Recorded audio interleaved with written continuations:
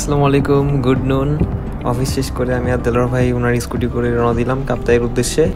ইমু ভাই ইনভাইট করছে ওনার রিসোর্ট উদ্বোধনে, চন্দ্রালোক camp site and resort.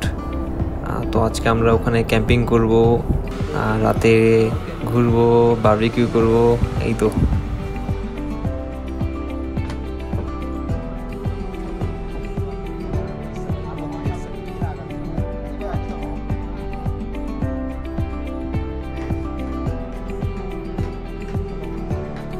Floating প্যারাডাইসে coffee খেতে খেতে পারভেজ ভাই এবং মাহিন ভাইয়ের আগমন। ওনারা ঢাকা থেকে আসছেন উদ্বোধন উপলক্ষে চন্দ্রালোকের। এরপর আমরা চন্দ্রালোকের দিকে আগাই। এটা হচ্ছে যে ফ্লোটিং প্যারাডাইসের ঠিক অপোজিটে, একটু সামনে। খুবই অসাধারণ কাজ চলতেছে, এটা পুরোপুরি হয়ে গেলে খুবই জোস হবে। এখান থেকে কাপ্তাই লেকের ভিউ অসাধারণ। আমরা চারজন রওনা দিলাম লেকশোর পিকনিক স্পটের দিকে। ওখানে আমরা আনারস এবং পেঁপে খেয়েছি, যেটা খুবই মজার ছিল।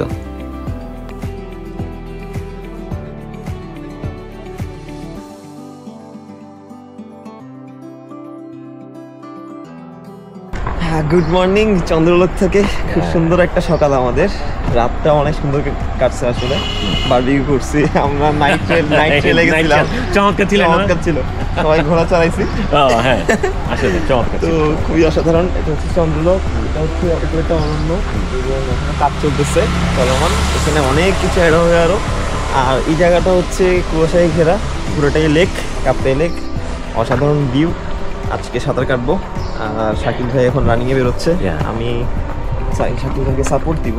বাবু ভাইও রেডি হচ্ছে। এই তো খুবই অসাধারণ ফিলিং। আর ঠান্ডা আছে, অনেক ঠান্ডা আছে, অনেক ঠান্ডা। চন্দ্রলোক থেকে কায়েক ক্লাবে আসলাম, পার দেখা যাচ্ছে না একেবারে, মনে হচ্ছে যে সমুদ্র। তার মজার ব্যাপার হচ্ছে ওয়েদার ঠান্ডা থাকলেও পানি গরম ছিল এবং কুয়াশাগুলো পাড়ে এসে বাড়ি খেয়ে সোজা উপরে উঠে যাচ্ছিল, যেটা দেখতে খুব ভালো লাগতেছিল।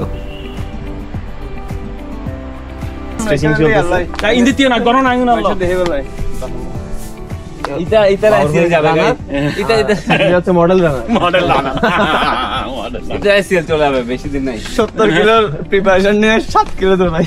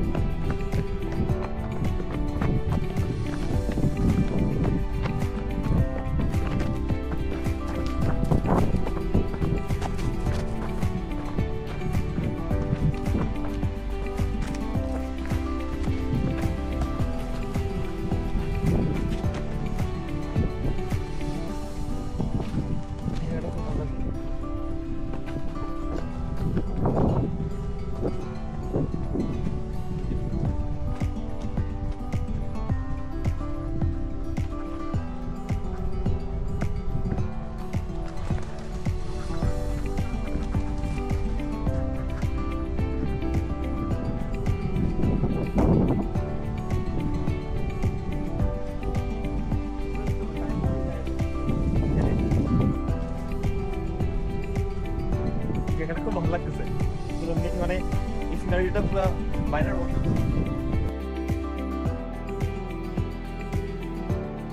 সুইমিং গ্লাস এবং ক্যাপ বাসায় রেখে আসছি, তারপরও সুইমিং হয়েছে প্রায় 2200 মিটারের মতো এবং বেশ কিছু দূর কায়েক বোর্ড কোমরে বেঁধেও সাঁতার হয়েছে।